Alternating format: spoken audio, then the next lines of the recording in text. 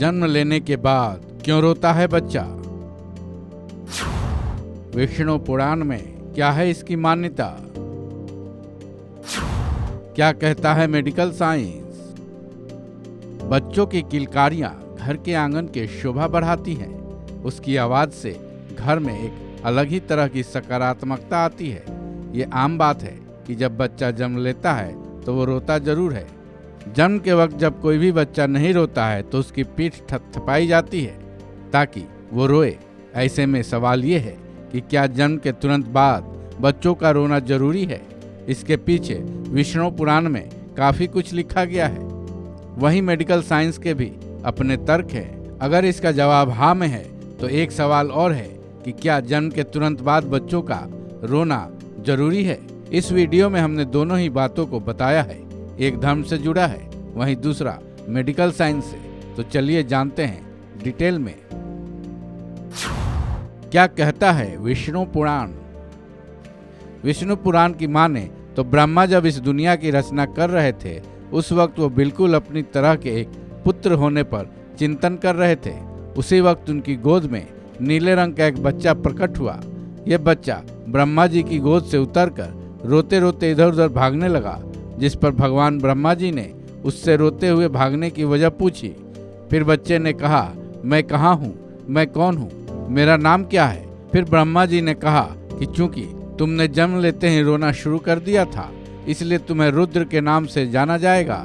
विष्णु पुराण के मुताबिक रुद्र से पहले जन्म के तुरंत बाद किसी भी बच्चे ने रोना शुरू नहीं किया था। रुद्र के जन्म के बाद से ही बच्चों के रोने का नियम शुरू हुआ जो आज तक चला आ रहा है। मेडिकल साइंस का क्या है मानना? अब आते हैं मेडिकल साइंस पर। जन्म के तुरंत बाद बच्चे का रोना उसके जीवित होने का संकेत तो होता ही है, बल्कि उसके स्वस्थ होने का भी संकेत देता है। हेल्थलाइन वेबसाइट के मुताबिक इसे फर्स्ट क्राई भी कहा जाता है। दरअसल बच्चा 9 महीने तक मां के गर्भ में रहता है, लेकिन जन्म के बाद वो एक अलग वातावरण में आ जाता है जिससे उससे सांस लेने में परेशानी होती है। ऐसे में जब बच्चा रोता है तब ये भी संकेत मिलता है कि उसका हार्ट और लंग्स सही से काम कर रहे हैं। रोने की आवाज है हेल्थ मीटर। बच्चों के रोने की आवाज की गति उसके हेल्थ से जुड़ी होती है। अगर बच्चा तेज रोता है तो ये संकेत मिलता है कि वो बिल्कुल स्वस्थ है। वहीं अगर वो धीरे रोता है तो समझिए उसका हेल्थ ठीक नहीं है। चूंकि गर्भ में बच्चा अम्बिलिकल कॉर्ड से सांस लेता है, लेकिन नए वातावरण में जब उसकी सांस नली और उसके मुंह से फ्लूइड बाहर नहीं निकल पाता है तो सक्शन ट्यूब से उसकी निकासी की जाती है। फिर बच्चा तेज रोने लगता है।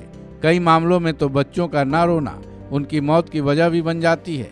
यही वजह है कि जो बच्चा जन्म के वक्त नहीं रोता है, डॉक्टर उसकी पीठ थपथपाकर उसे रुलाते हैं या फिर उसके गले की सफाई भी करते हैं। माना यह भी जाता है कि जन्म के बाद शुरुआती 24 घंटों में 3 से 4 घंटे बच्चों को जरूर रोना चाहिए।